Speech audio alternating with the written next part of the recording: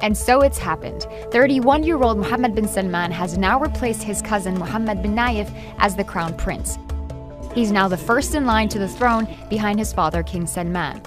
The change in succession was something many had speculated over, but the timing of the decision came a lot sooner than expected.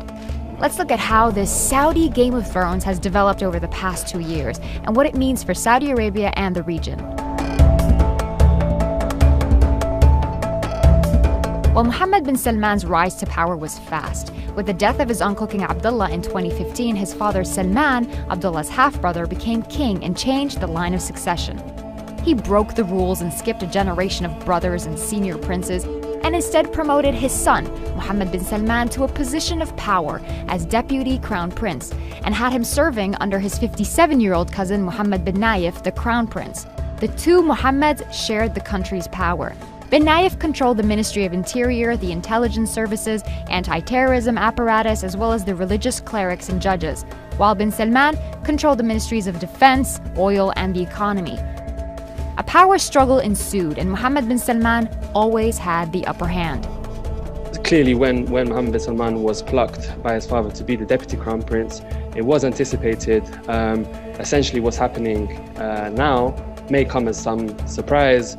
But I also believe that several of the recent economic trends, royal decrees, and a lot of the foreign policy moves all suggested that this may have been on the cards.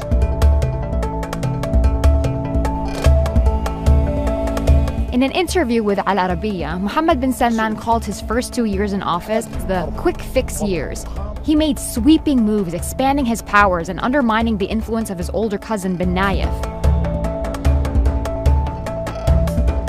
With the control of defense under him, bin Salman started an aerial campaign in Yemen in 2015 against Iranian-backed Houthi rebels, and he's considered one of the driving forces in the current diplomatic crisis in Qatar. Bin Nayef, on the other hand, was not at the forefront of both these Saudi-led confrontations. He demonstrated his power to control the economy with the launch of major reforms under his economic roadmap, Vision 2030.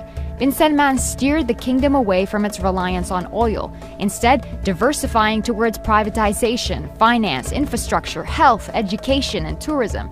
These reforms have also meant that the investment focus would change from bin Nayef's sphere of influence in the east to bin Salman's in the west.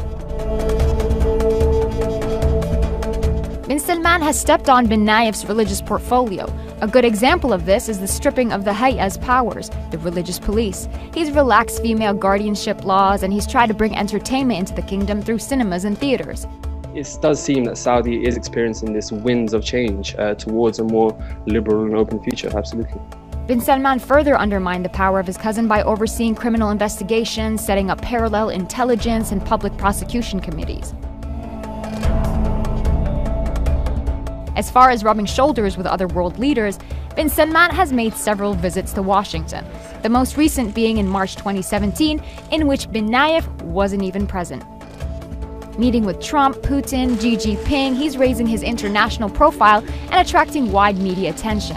Meanwhile, his elder cousin bin Nayef has operated behind closed doors and hasn't made any notable media appearances.